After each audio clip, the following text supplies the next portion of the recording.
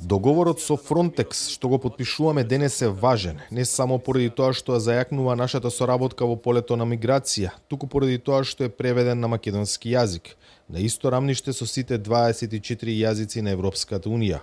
Оваа твитер објава на Урсула фон дер Лајен на македонски јазик предизвика остри реакции во Бугарија, особено во националистичките кругови.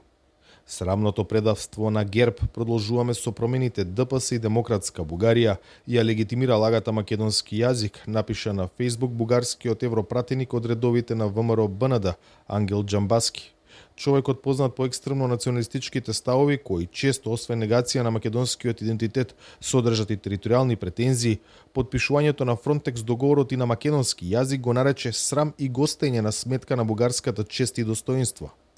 Чинот на потпишување на договорот за Фронтекс, прв документ со Европската Унија во кој јазикот се именува како македонски, пак ги скара мнозинството и опозицијата во собранието. Овај договор потпишан од владата, договорот со Фронтекс на чист македонски јазик, без додавки, без придавки, без фустоти, без ништо, чист македонски јазик. Нормално е дека од првата спогодба за соработка помеѓу Република Македонија и Европската заедница потпишана во 1996 година, па до денес се што потпишала Македонија е потпишано на македонски јазик. Или можеби сега овие новиве, како ги нарековте, преврниците или пратениците, не знам, говорат на некој нов македонски јазик. Македонскиот јазик ќе биде дијалект на бугарскиот, западен дијалект на бугарскиот. Тоа велевте овде во оваа сала кога се гласа за клучоците. И тогаш и претходно и сега прогласувавте патриоти и предавници. Затоа денес излегов да констатирам дека македонскиот јазик чист.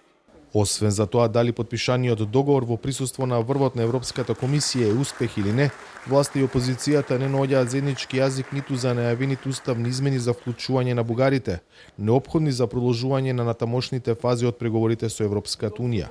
Ако мислат дека ВМРО ДПМН, пратеничката група од ВМРО ДПМН ќе ги поддржи овие уставни измени под овие услови и овие околности, тогаш ќе јавно кажувам дека тоа нема да се случи. Ние имаме јасна позиција. Која е позицијата на ВМРО ДПМН, дека уставни измени под вакви околности, под вакви услови ние немаме намера да поддржиме. Одговорот на лидерот на опозицијата следи по повикот на фон дер Лајен за обединување на сите сили во собранието и усвојување на уставните измени.